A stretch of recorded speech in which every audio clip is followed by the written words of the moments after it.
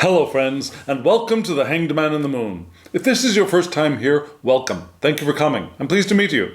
If you've been here before, thank you for returning. I'm truly honored. Friends, if you are a returning visitor, you know that from the thumbnail perhaps to this video, that this is my response video to the larger spread that I read during the week. And I've already done my larger spread. And I'm in the middle of I'm not in the middle, I'm actually almost towards the end of my deep dive into the Lenormand system. The system that was created as the Game of Hope in Germany and then was given the name of Lenormand when it was exported into France, right? So, I've been working with that system and I've really found it very enriching. And I highly recommend every tarot reader eventually get to a dive into and spending some time with reading Lenormand, because I think it really does help us expand our abilities, our techniques, and our capacity to read tarot. Just saying. So this is my response to that larger spread, because we get a very rich, deep bundle of information from that larger spread, and I want to distill it in a way. So I've drawn my cards for that, and and because this is a response video, friends, I highly recommend that you go watch that video first and then come back here and watch this, so that you can see why I'm reading these cards in the way that I'm reading them. So I'm going to put a card up here so you can click on it, go watch that video, and then come back here. Does that make you understand that? Yes? And just in case you did do that, friends, I still haven't completely landed on the title for that video. I do know one of the words for the title. I'm secure about that. That video was about abundance, about our sense of abundance. Yeah, I'm still playing around with a couple of titles. I haven't uploaded it yet. But it's still basically about abundance and how we wanted to acknowledge our safety and security, how we want to feel our grounding and our well-being, how we have been moving from things developing in our lives and that they could continue to develop if we keep ourselves in a space of inhabiting, and maybe that is the title, inhabiting our abundance, inhabiting our abundance. Okay, I'm still working on that title. This is not the time for doing that, is it? So, that's what that video was about, or that spread was about. I think, and there were a couple of cards, if you recall, that I was still feeling a little bit, I'm not sure if this is the right way, this is the way that this spread is really pointing towards us to understand these cards. And I mentioned in that video to come back and watch this one, because this spread hopefully would clarify that. So are you anticipating this spread as much as I am? Now, just in case you don't know, I have not read this spread yet. I will read the spread together with you. I prepare. I got the spread laid out. I took the pictures. You will see the pictures in just a moment. And I got some information arranged, but I haven't read the information. I wait to do that with you. So we're going to do that together, right here, right now. But before we do that, I'd like to say thank you. Thank you for being here. Thank you for doing those things that you do, hitting the thumbs up button, subscribing. You are a blessing to the entire community who gathers here. And thank you very much for doing those things. And for commenting. Commenting below also is a blessing for me, but it's also a blessing for the community. So, for the community spirit that you show and the love that you share for all of us, thank you. And friends, in just a moment, I will show you the spread. And then we will talk about the spread. We'll talk about the decks that I'm using. And then we'll break the spread down into its two major component parts, and we'll read those parts together. Are you all ready, friends? Well, here we go. Here is this week's spread.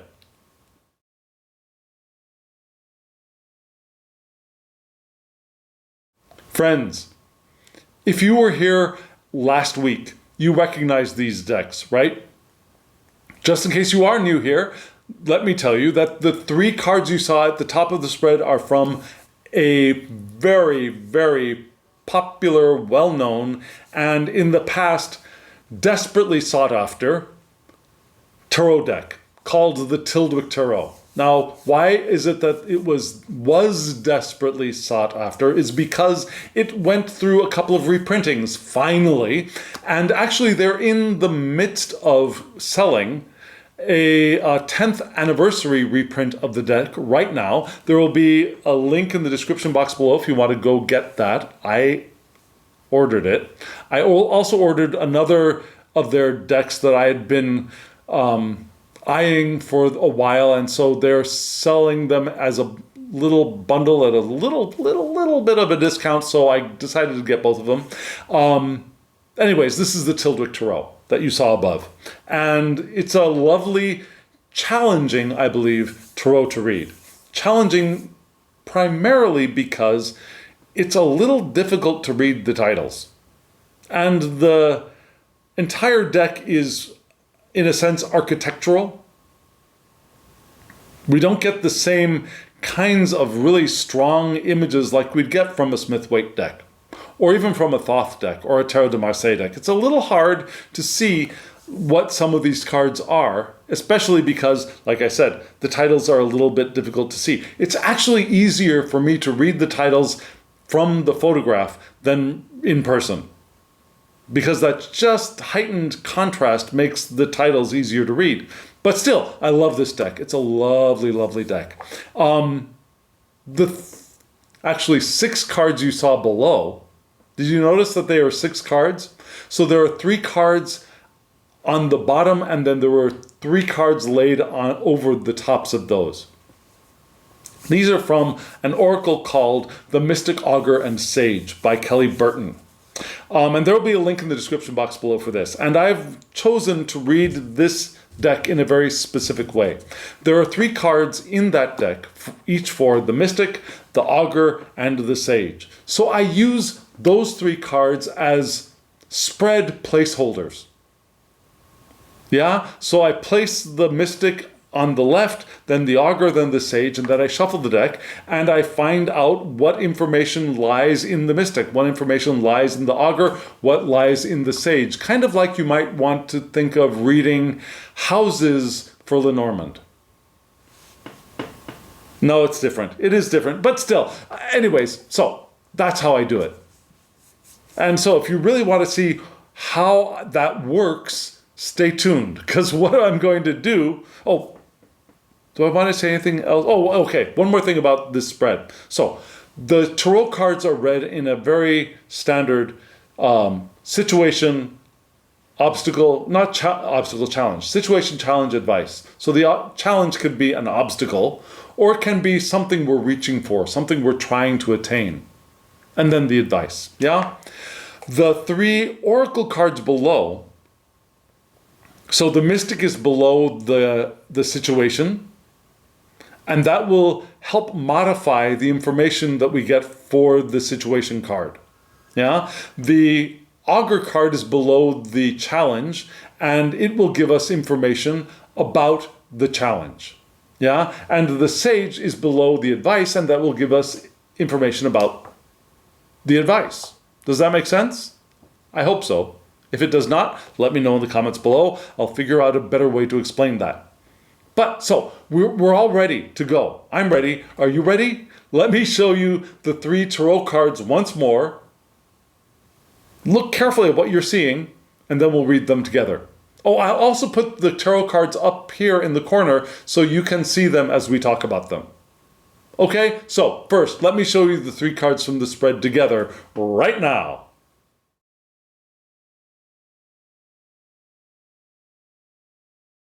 This is a beautiful deck. This really is a beautiful deck. And that's why I decided I'm going to continue using this pairing of the Tilduc Tarot and the Mystic Augur Sage Oracle together for the rest of this lunar cycle, as I use the Tilduc, I'm sorry, not the Tilduc, but the Silson Lenormand, which is created by the same creators who did the Tilduc Tarot, which you just saw.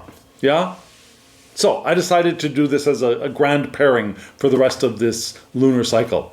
And you saw, from left to right, we had the Knight of Cups, the Two of Swords, and the Knight of Wands.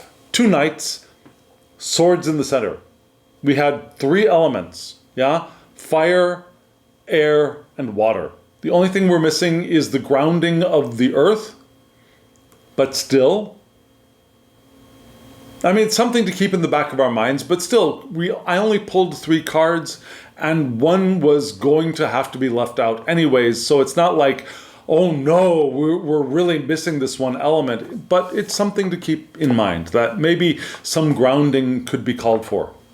Or maybe we're all grounded enough. One of the two, yeah? We start off with this beautiful card, which is the Knight of Cups. Can you see this card? Can you see how it is the Knight of Cups? Well, if you look at the card, you can see on the mantelpiece there is, I believe, a figure which is supposed to be the knight, maybe. You see a picture above the mantle, that oval picture. All of these things indicate that these are knights. And it's a Knight of Water. You also see that this is a fireplace, and I think the fireplace, now, okay, so, court cards. You know about court cards, right? When we think of elements for court cards, we know that the suits, each one has an element, right? The wands are fire, the cups are water, the swords are air, and the pentacles or the coins are earth. Similarly, each one of the courts has an element too. So for example, the queens are water. I think we all agree on that. The pages are earth. We all agree on that. The two that many of us disagree on are the kings and knights. And that comes from a long history of things being changed. And so, for example, what's the Thoth guy's name? Crowley, Aleister Crowley.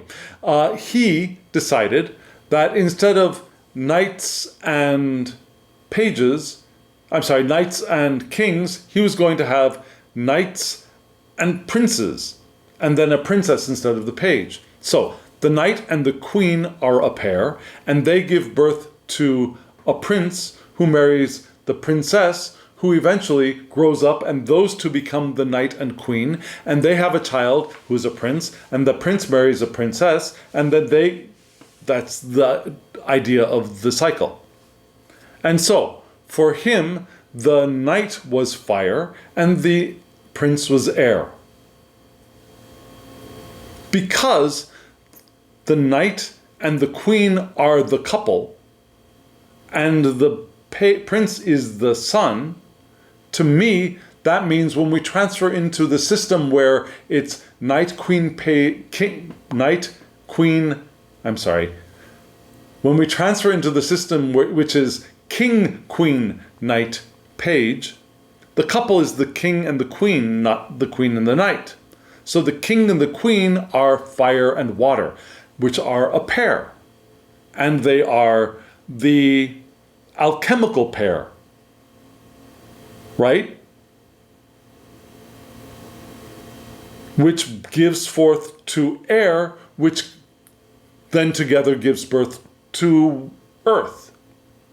So for me, when we have the quartz cards systems of king, queen, knight, page, the king is fire, the knight is air. However, That's my rationale. That's how I process this information. Some people think, no, knights are always fire. So we lost the prince, and the prince is now the king, and the king is heir. I do not agree with that. I think the important thing is the couple of the queen and the king. Or the queen and the knight, depending on who the couple is. And the couple is fire and water, not water and air. But anyway, so many people see the kings as air and the knights as fire. And that's why in this deck, I believe, we have a fireplace for the knights. That's where we were going. So you see the fireplace here in the Knights card. It's because of the Creators Association of Knights with fire. For me, knights are not fire, they are air. Just saying. So we have these knights, right? Start off with the Knight of Cups. And you've been staring at this for a while now. Lovely card, lovely image. And what is the Knight of Cups? The Knight of Cups is the knight of creativity. It's the knight of romance and charm. Yeah? The knight of beauty. Affable, equanimous, equanimous. My pronunciation is crap, but you know what I mean. And for me, the Knight of Cups is Pisces. Now, that's also something that people disagree with. For me, the queens are cardinal signs, the kings are fixed signs, and the knights are mutable signs. You can change those around. You do you, boo. But for me, the Knight of Cups is Pisces, and that makes sense to me. Yeah? Pisces, they are the what? They are the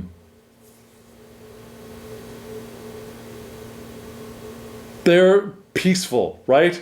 They are the defender of domestic peace, in fact. Yeah? They're dreamy. Pisces are dreamy. They're compassionate. They're imaginative. That sounds like a Knight of Cups to me. That compassion, but dreamy, imaginative, going out like a troubadour. That's what I see for a Knight of Cups.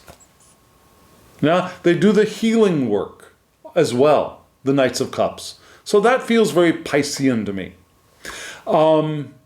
So what do we want to inhabit? So the question is, what is the central message of this week's Lenormand Spread? The significant answer is we become the Knight of Cups. We do Knight of Cupsness. We are creative. We are romantic. We are charming. Yeah? We are compassionate and imaginative. We bring up whatever Piscean qualities we can dredge up from our inner depths with Jupiter and explore and enjoy that. The expansiveness. Remember, Jupiter is housed in Pisces, and Jupiter is the planet of wealth and abundance and expansion. And remember, this week's spread is about abundance, right? Very Jupiterian. In the Knight of Cups. Very appropriate. Other house for Jupiter is Sagittarius. And we'll get to that in a little while. I just realized that, yeah? It's Sagittarius, and we'll get to Sagittarius soon.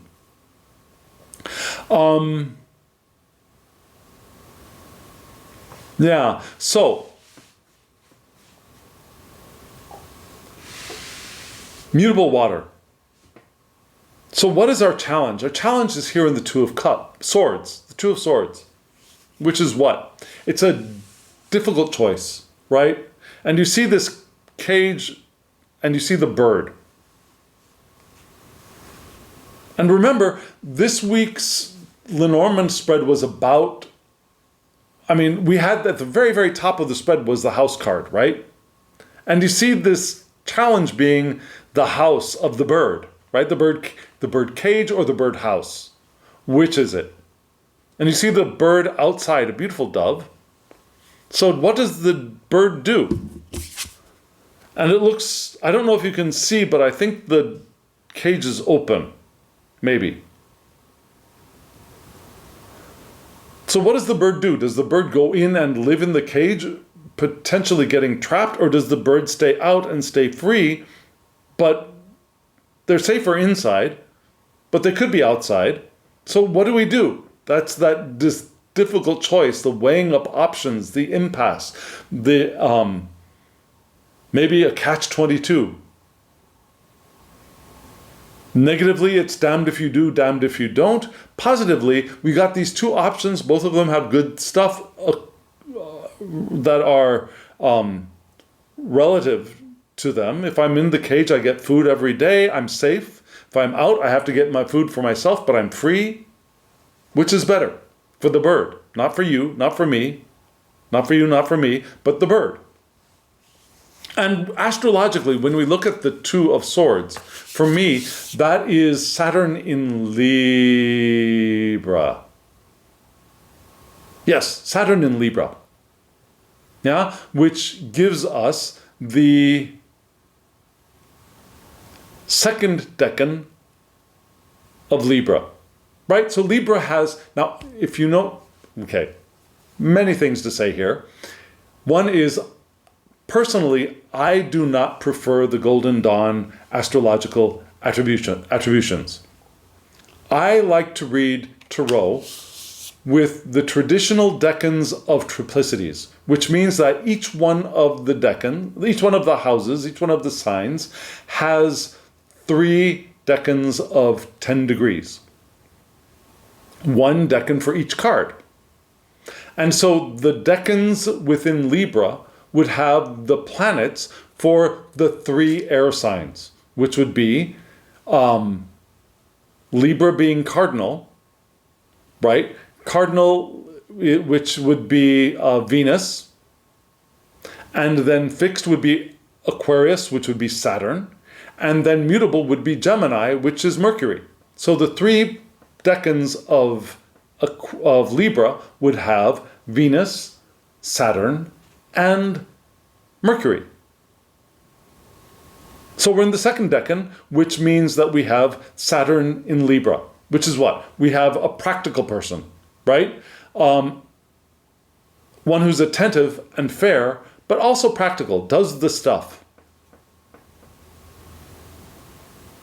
Because we have the second decan, we also have a complement, which brings Venus, which is associated with Libra, into the house of Scorpio, which is actually in the house of her partner.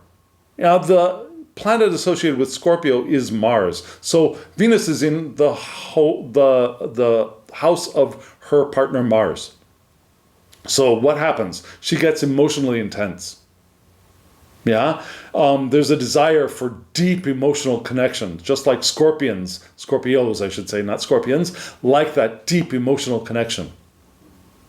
So we have that as part of the challenge of the Two of Swords, the desire the need to make a practical choice with the Two of Swords, right? Being attentive, being fair with the Two of Swords, but also this intense draw to for connection, emotional connection is here too, all being a challenge. Maybe a positive challenge, something that we're trying to reach for. But it could also be a negative challenge of an obstacle that, this need to make a deep emotional connection might not be the best need right now, right? If it's not clearly able to be fulfilled, maybe this is not the time to make that choice. Maybe it's the time to make another choice. But if you can see a person there with whom this deep, intense emotional connection is possible, then that is the positive challenge of let's go for it. But we got to make a decision, right? That's what the Two of Swords is all about, making the decision. So here we are. We are the compassionate ones. We're the creative ones. We're the romantic ones with this challenge of being clear, making decisions, being practical. Not an easy thing to do for the intuitive romantic, right? But there's also that draw to emotional intensity and deep connection, which maybe the Knight of Cups could get into a little bit, yeah? So what's the advice? The advice is yet another knight, the Knight of Wands. Again, a mutable sign, right? So,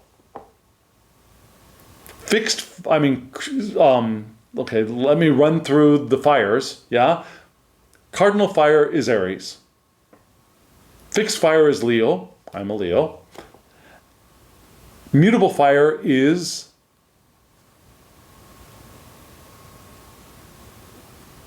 Sagittarius.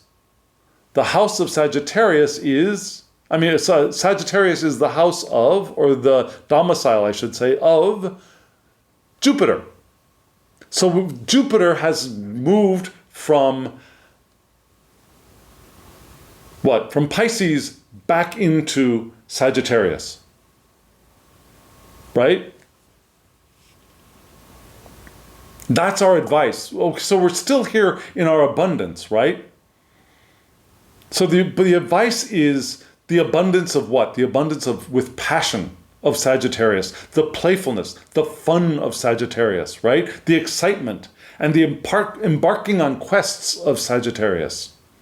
That's part of the advice. But what else is this wonderful Knight card? Yeah, which would, for me, would be Fire of Fire, just saying. I'm sorry, Air of Fire. But that's good. Air builds fire up, right? Air of Fire. Air being the knight, fire being the suit of wands or staves. So what? It's energy, it's passion and action. The advice is to be active, passionate, adventurous. Maybe impulsive. Not impulsive like do stupid things, but following our impulses, which is an extension or a sidecar to our intuition, right? Intuition and impulse are, if we're living intentional lives, I believe, are moving in the same direction. They point us in the same direction. Our intuition and our impulses come from different parts of our psyche, but they move us in the same direction when we are working with and we are moving with our power of intention. So follow our impulses too, yeah? Don't get competitive, don't get hot-headed. If we're feeling a little bit playfully impetuous, that might be fine, but follow our impulses, be active, go on an adventure. That's what I see. Enjoy and go with the adventure of life. Embodying the creativity of the Knight of Cups with the compassion and the dreamy, imaginative part of ourselves as well. They can coexist. It's maybe a little bit challenging, but they can coexist, I believe. The Knight of Cups and the Knight of Wands or Staves can ride together. One wants to go faster, one may want to go slower, but they can ride together and they can create a beautiful life together, I believe. So, that's what the tarot cards are saying, and I think we can see how that adds a layer of information, I believe, to the Lenormand reading that we did this week. So we've got three oracle cards to help modify, to clarify, add information to the three tarot cards. So let me show you those cards once more, and let's read those together. Here they are.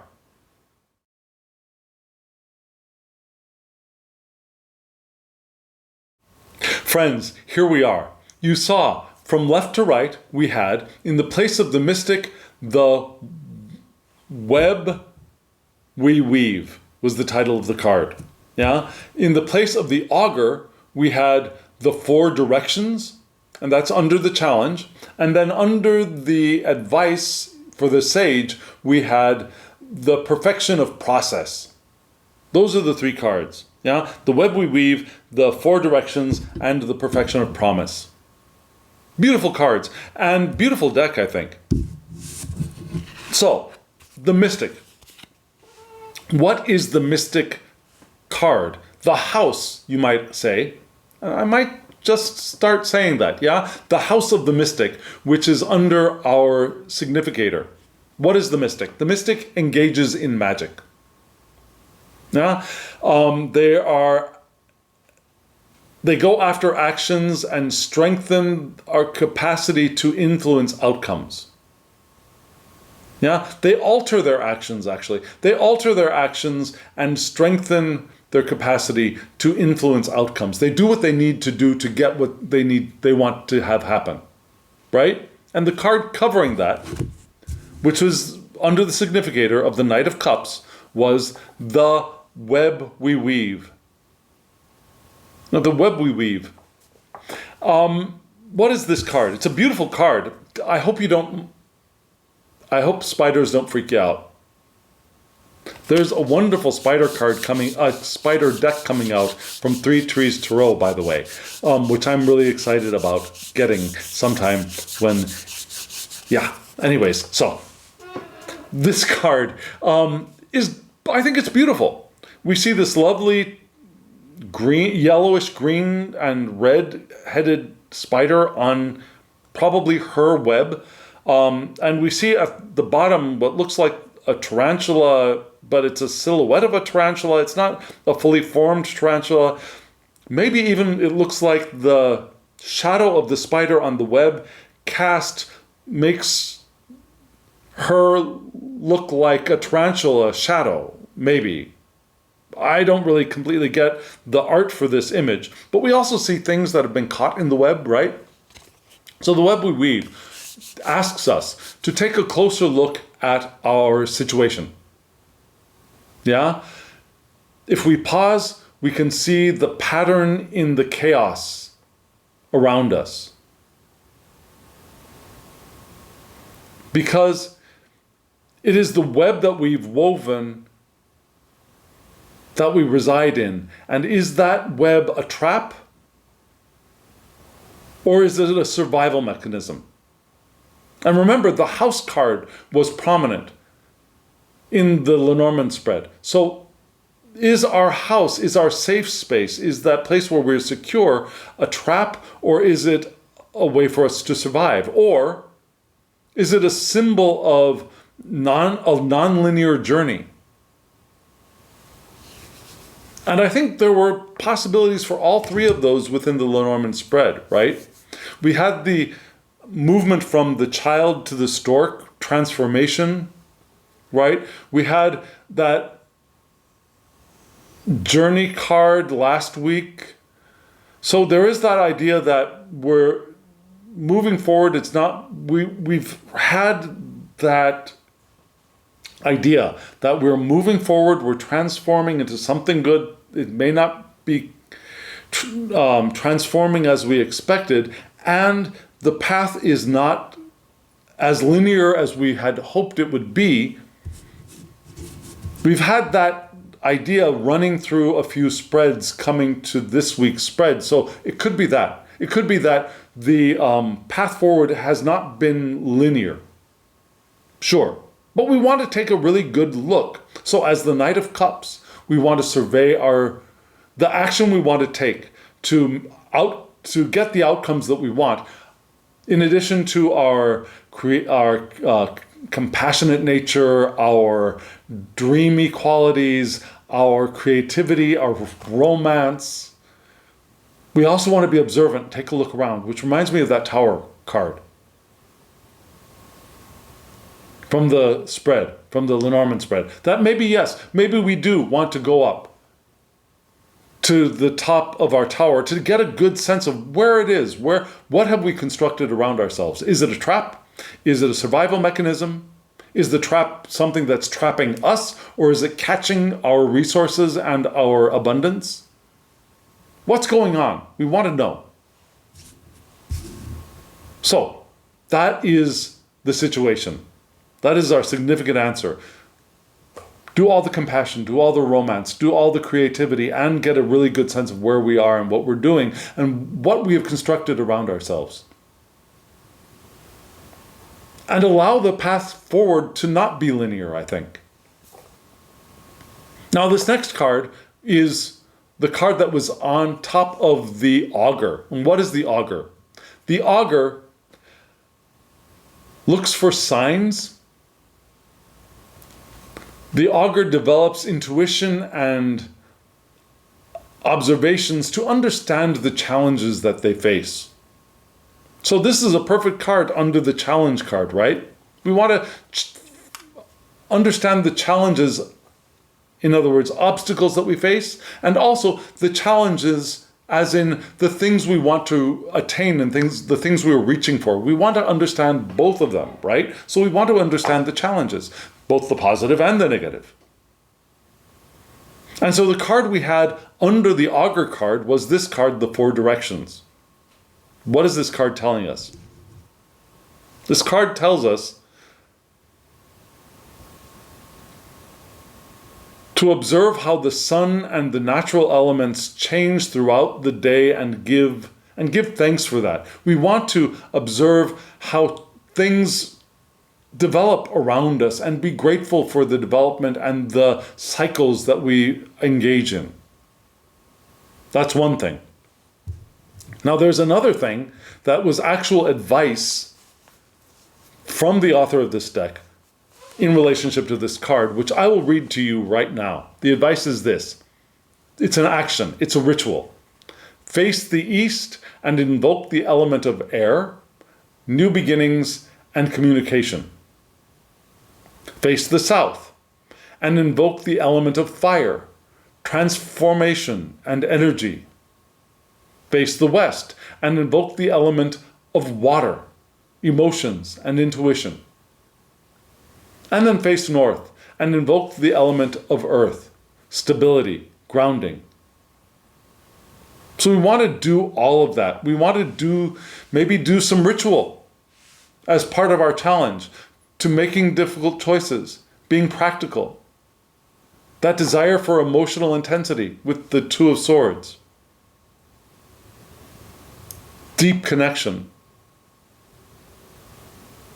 We want to stand in the center of our compass, which is the only place we can be is in the center of our own compass, and invoke all of the elements to our aid and be grateful for them and be grateful for the cycles of this physical universe that we are experiencing as we are co-creating these wonderful human bodies that we are inhabiting and that we are experiencing and creating the universe that we interact with.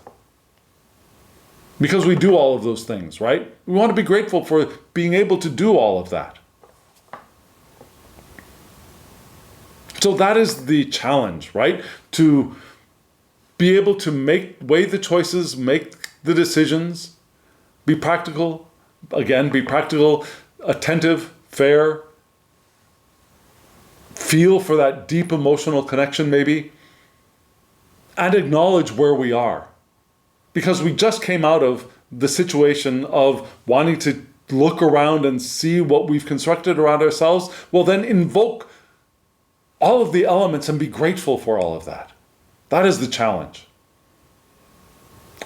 Does that make sense? I think it makes sense. Let's move into the advice. And under the advice card is the sage, right? The sage. What is the sage? Well, the sage has stories.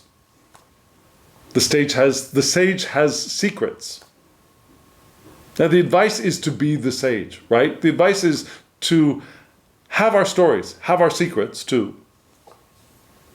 And we want to explore books and legends and popular lore, traditional stories, and use them as metaphors for what we see ourselves in, to construct a way of understanding and appreciating the lives we're living at the moment, to find our truths within the cultural milieu and the cultural mythology that we are growing up in, that we grow up in. and maybe some that we have experienced and taken in from other cultures. Not appropriation, but the things we've learned from other cultures as well. And so the card that's above the sage is what? This expanded awareness card. Yeah? Expanded awareness card of the procession of process. The precession of process. And this is a card for expanding our awareness. Again, we're told to look around. Be aware. The world needs more wares. Yeah, be aware. Just look like we want to be alert because the world needs more alerts. We want to be aware. Okay, sorry, English joke, stupid. We want to be aware. What is unfolding around us? Just like we had in the web we weave, in the expanded awareness, we want to look around, see what's happening around us. Things are unfolding as they should. We want to acknowledge that. And we want to evolve and have increased capacities. Just like this beautiful shell, which is a fossil, in this card, right? Everything is expanding in as to divine order. Just like this ammonite fossil that we see in this card. Yeah? It has evolved into something else. Maybe a nautilus. Everything expands. Everything evolves. Things are unfolding around us, and we want to be aware of the unfolding, and we want to appreciate the unfolding, and we want to trust and be grateful to the divine order that we are participating in. The divine order is not something imposed on us. It's something that we participate in the creation of. So the advice is to be aware, to appreciate the process. As we do what? As we inhabit our Knight of Staves, wandsiness, right? As we be energized, as we experience our passions, as we open ourselves to inspiration and action and adventure. We want to be aware and be grateful for the ever expansion. And remember, with the Lenormand Spread, we also had, remember the baby, the child that develops with the stork and with the tree. A lot of indications of evolution in that spread as well. So we want to appreciate that and be aware of it and be grateful for that. That's the advice as we have our adventures and feel energized. Does that make sense? I hope it does. If it does, let me know in the comments below. If it does not, let me know in the comments below. I think this is a good layer of understanding added to the Lenormand Spread we read earlier this week. I think that would be that way for you, right? So friends, thank you. Thank you for joining me on this journey through these cards. We will continue with these decks for 2 more weeks. So I hope you enjoy that. If you don't enjoy, if you want me to change, let me know. I'll consider it. But tell me if you enjoy seeing these cards together and reading these cards with me for the next couple of weeks. Let me know. Okay, friends, thank you. Thank you very much. And now, as always, I wish you love, joy, well-being, and pure awareness. Thank you.